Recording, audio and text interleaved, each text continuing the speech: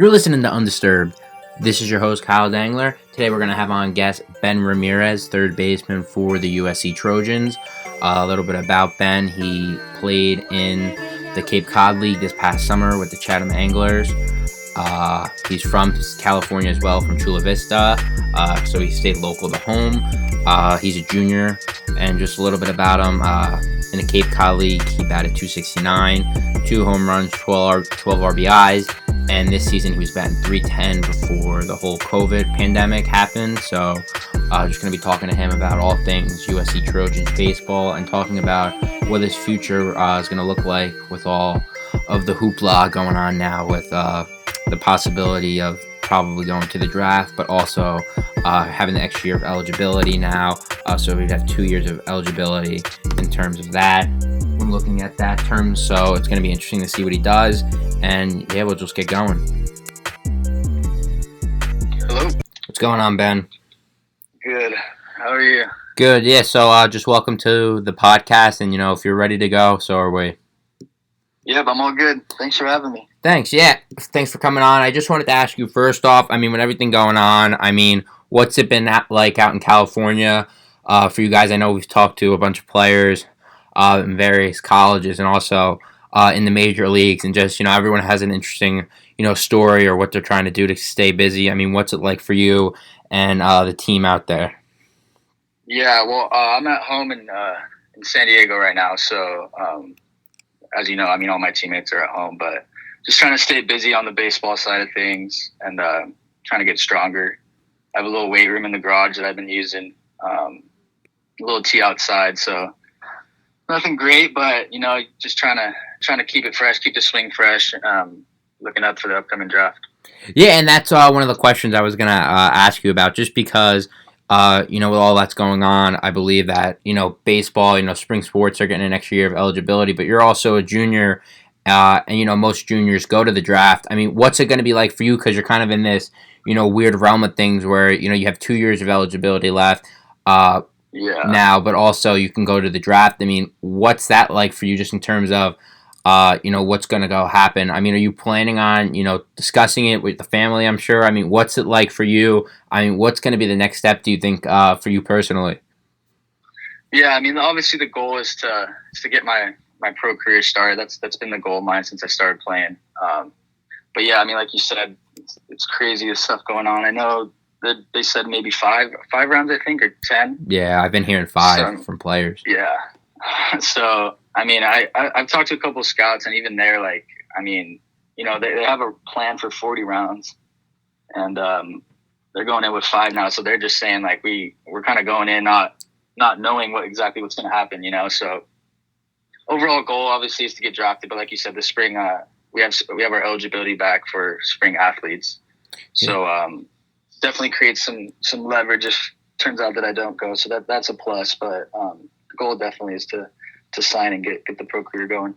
And, speaking of the pro career, a lot of guys that come on, get drafted out of high school like yourself, being picked in one of the later rounds, obviously, with your commitment to USC, I'm sure that, negated, being picked a little bit earlier on just because they didn't know, if you were going to go through with the commitment and whatnot.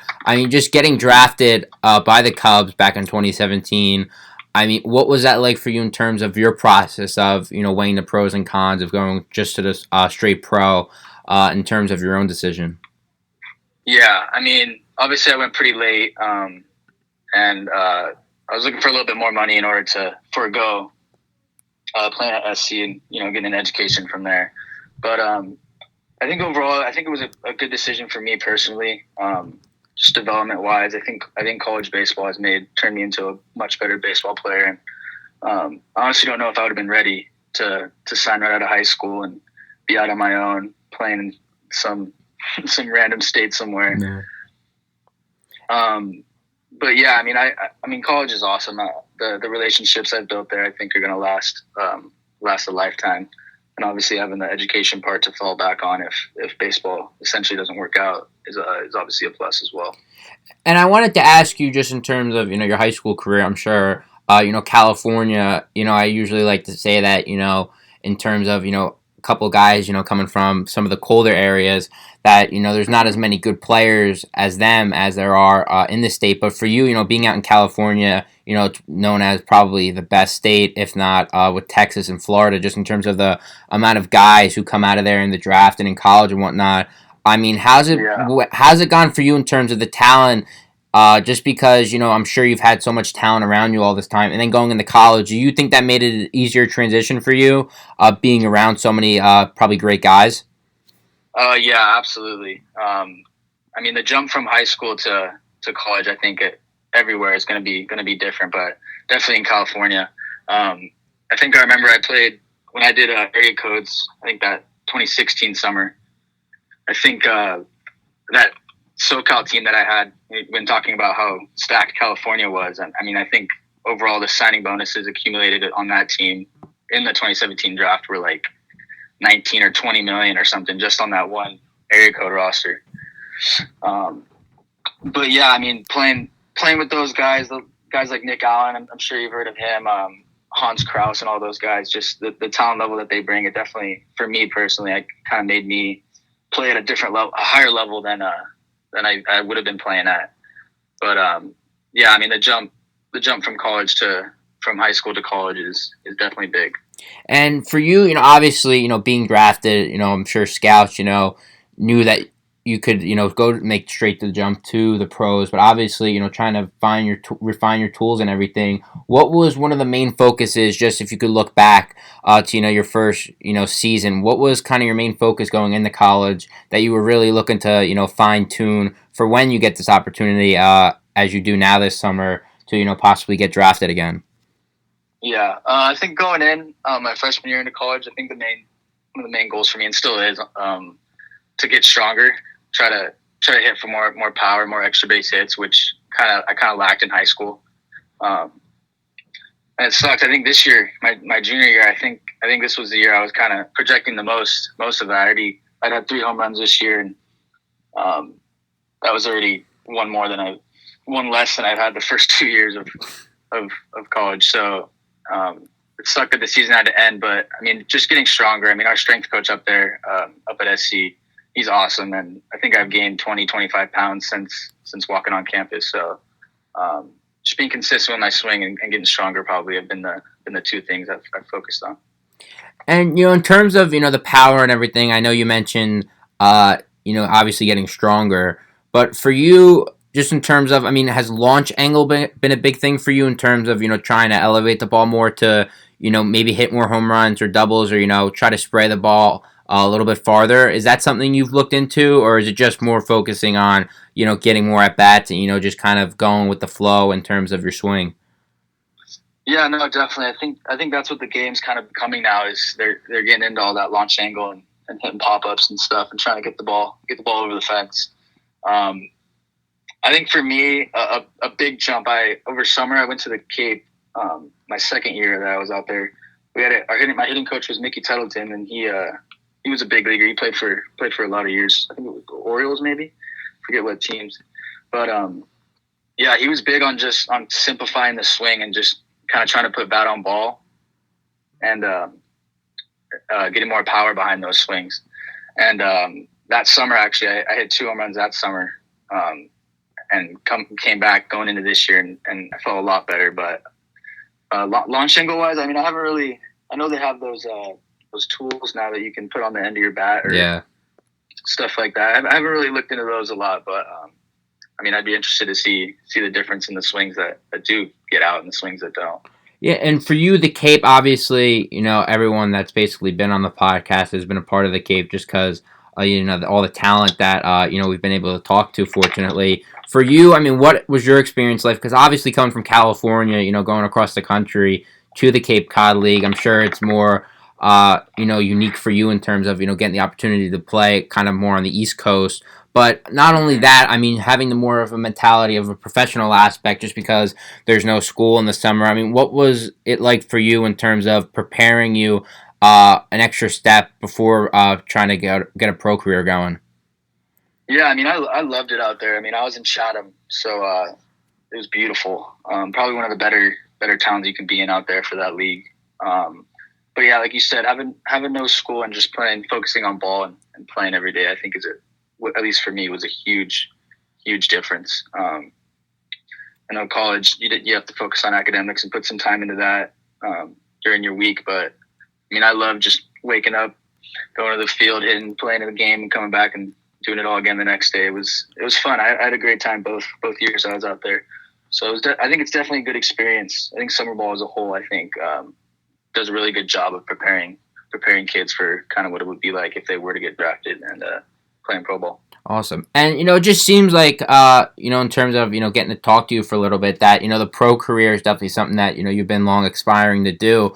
But, playing both sides on the left side of the diamond at shortstop and third base, I mean, where do you project yourself as maybe, playing there longer, just in terms of, obviously, you can play both positions and whatnot. But I mean, do you feel that one position is maybe going to benefit you more than the other, just in terms of not even just how you feel at the position, but just how scouts project you?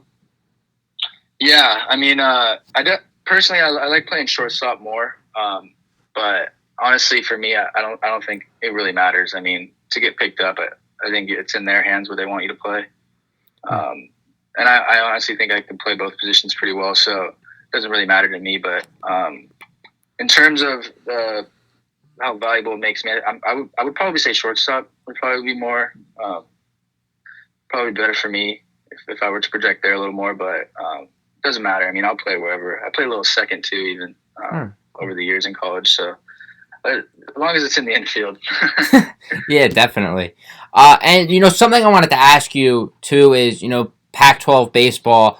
Having some other guys in the Big 12, Big East, and whatnot. We haven't really talked to someone who's been in the Pac-12 conference because even the SEC, we've had some guys, but no, I don't. I just off of my quick thinking that I don't think we've had a Pac-12 guy. For you, I'm sure living out there, you're more used to it. But just for other people listening who are more on the East Coast or whatnot, what's it like for you playing in the Pac-12?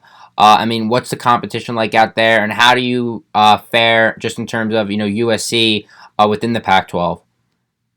Yeah, it's good. It's good every year. There's never a dull series really when you're in Pac-12 play. Obviously, my first 2 years, we weren't too hot. We didn't play too well. Struggled a little bit, but I think this year we kind of showed. I was excited to get into Pac-12 play and get it going. I think we would have competed a little more with Jason Gill coming in, obviously as a new head coach. I think he changed the culture a little bit and kind of brought some fire into the guys who had been there, who I think had maybe lost that. But it's tough. I mean, UCLA, John Savage over there, he's a wizard, man. It's always a tough series when you play against them. It's almost like you're facing him with every guy who's pitching because they all throw the same every pitch over for strikes. So it's tough, but it's fun, man. I definitely love it. And in terms of, I wanted to ask you too, you mentioned, the coaching change that happened this past year. I mean, what was it like for you, being there and, going through the coaching transition, even probably more in the off season for you guys to, kind of, fit his mold more than, what you were used to. I mean, how was the transition for you on a personal level, but also for the entire team, coming into the season? Yeah, I mean, Gil's a gamer. You can tell he loves the game. He has a lot of passion for the game. And I think immediately when he walked on campus, he started rubbing that off on us. And for me, I mean, it was just an easier guy to talk to. I feel like just about baseball, about anything. And he was awesome. He was good. Yeah, he was cool. And in terms of, I wanted to ask you also, just in terms of your career and, the team's career, I know you mentioned the past 2 years have been, a little bumpy, but, before this whole, COVID thing happened, you guys had a pretty good stretch with, beating TCU, Vanderbilt, losing to UCLA, but then coming back and beating Xavier. I mean, do you think that, if this year didn't get, kind of cut short, that this could have been a year where you guys could have made a bigger and better run, just in terms of it seems like you guys had a more veteran presence, and then also with the new coaching change and the success that you've had thus far? Yeah, absolutely. I mean, like you said, that I think that series where we took down TCU and Vandy back-to-back days, I think I think we were starting to turn the corner and starting to turn USC into the program that we should have been the last couple years. But yeah, I mean, it's insane that it happened like this. Obviously, for everyone. I mean, in all sports, that we had to shut it down like this. Awesome. But yeah, I mean, I think we would have done. I think we would have done some big things this year. I was excited to get into it and playing some big games.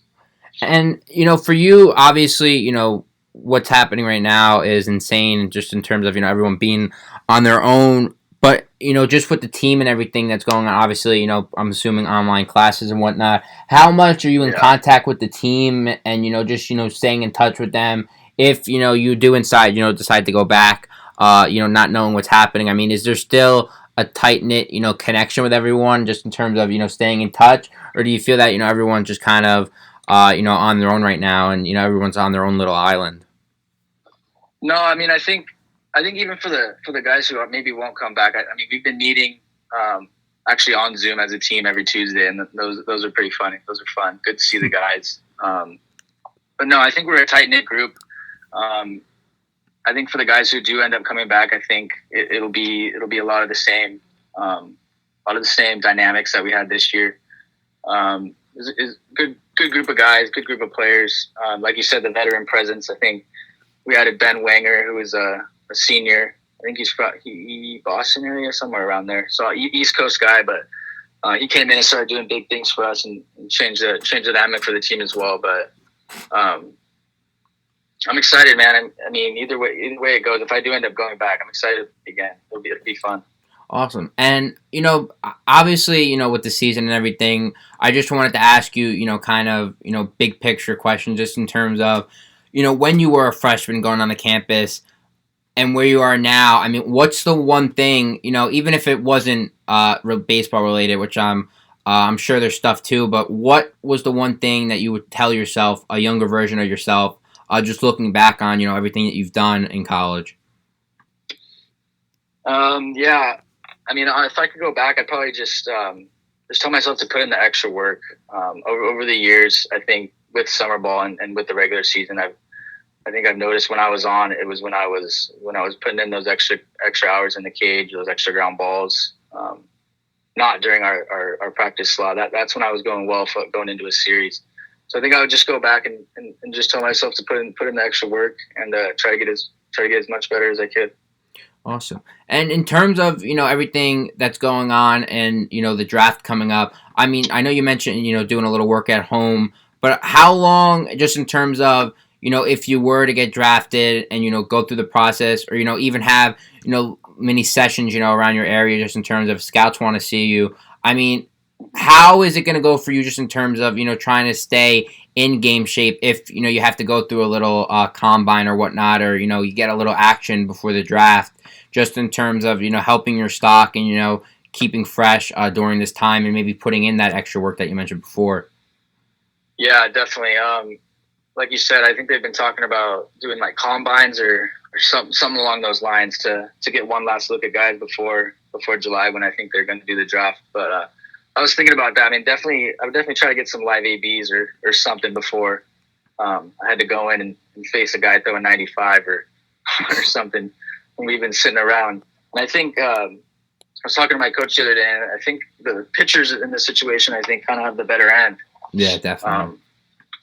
Just in terms of arm rest and in terms of just being able to come back, because those guys are gifted with velo. If you're gifted with velo, it's not going to be hard to get back to being game-like if they've been keeping their arms in shape and stuff. But for me, at least, I think hitting takes reps for me to get comfortable. So definitely going in the next couple months, I'm hoping to find somewhere where I can maybe get some ABs or get some more practice in for sure. And did you mention just before when you were talking that the draft you said was in July now, or?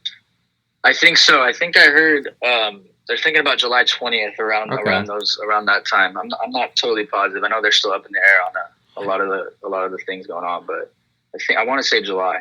Yeah, and something that I've never asked one of the guys going into the draft is basketball. If a guy signs with an agent, they have to go forgo the rest of their eligibility and go to the draft. I mean, is it similar with baseball? I mean, what's it been like with you? Maybe talking to agents or scouts, just in terms of you know having the balance that you don't commit too much, and then have to forego your eligibility. I mean, are the rules different with baseball? I mean, just for you guys, and what's it been like for you? Having to deal with that. Yeah, no, I know. I think football and basketball you have to declare or something like that. But I think that's the difference from baseball is you can draft and go back or sign. But yeah, I have an advisor that I work with who will help me when I get to that time, and he's been awesome. He's cool. But from that side of things, he's also been good at just letting me play and letting me focus on college right now, which I think is important and leading up to the draft. Yeah, and just in terms of obviously evaluating yourself, and you mentioned the advisor, being picked, a few years ago now. I wanted to ask you, even if you know, I'm not sure if you know the answer to this, but I mean, the draft is crazy just in terms of people supposed to getting picked somewhere, and obviously they could go up higher or drop. But I mean, where do you think your slot is, just in terms of your talent and where you're projected? Not only by yourself, but your advisor. I mean, where do where can you see yourself just in terms of everything playing out? Yeah, I mean that's kind of where the situation right now kind of is up in the air. I think going into the normal draft this year, I think I would have been projected from the fifth, the fifth to 10th, around those rounds, depending on how well the season went. So I mean, so you're right on the cusp of the 1 through 5 draft. Yeah, exactly. So that's where we're kind of in a stick situation from that side of things. But we'll see. I mean, I'm excited. I want to see what I can get. Like we've been talking about, I have the fallback to be able to go back to school, which would be a plus in many different aspects. I get to finish my degree and still be a junior from that side of things. So, I mean, at this point, it's just a waiting game. If it's July, I mean, it's April right now, so we got a lot of time. Yeah. A lot of time to sit around. Yeah, and you might have to, maybe put out like a highlight tape or something. Some of those, right a week before, that'll always get your draft stock going up a little bit just into the draft. If you put out some highlights of some home runs or whatnot. Yeah, exactly. Just send them the good stuff. Yeah. Yeah, and I wanted to ask you, outside of baseball, just looking at some of the personal stuff for you. I mean, one question that I had that kind of popped out to me was, you want to climb a mountain someday. I mean, what kind of led to that, just in terms of, because I could never do it. I mean, what kind of led to that as something that you want to do? Yeah, I mean, I think that's just one of those things where you want to get out and travel and do something that, you can't do at an older age. So, I mean, hopefully one day I can climb a mountain. I remember watching, I forget what movie, some movie about them climbing Mount Everest or something. And I don't know if I was talking about Everest in that little comment, but I think it'd just be a cool thing to happen and to do, and to be able to stand up there. I think it would be awesome. And for you, I saw too, in that little personal thing also, that you saw Adam Jones rob Machado in that 2017 World Classic game, I believe at Petco Park. How cool is that to watch live from your wherever you were sitting?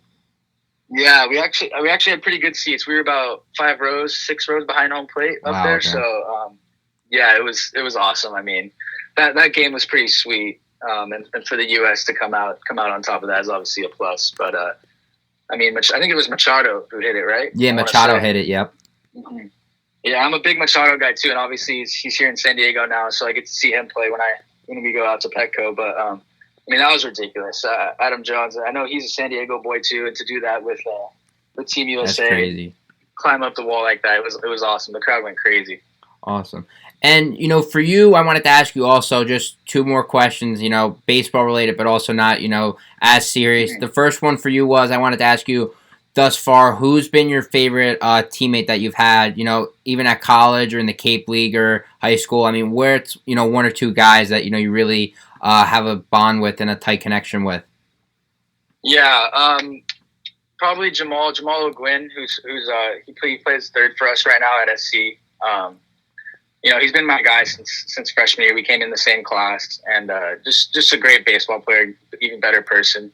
He went out to summer ball with me as well. And I mentioned Mickey Tettleton was our hitting coach, and me and Jamal would go out early, just me and him before I think 2 hours maybe even before report time, and just hit with Nick. And I think over the duration of the summer, from that experience and from that time, I think we got close and built our relationship to what it is now. And I'm excited for him too. I think he'll get picked up within the 5, for sure. I mean, the kid's a ball player and an absolute unit. Awesome. And yeah.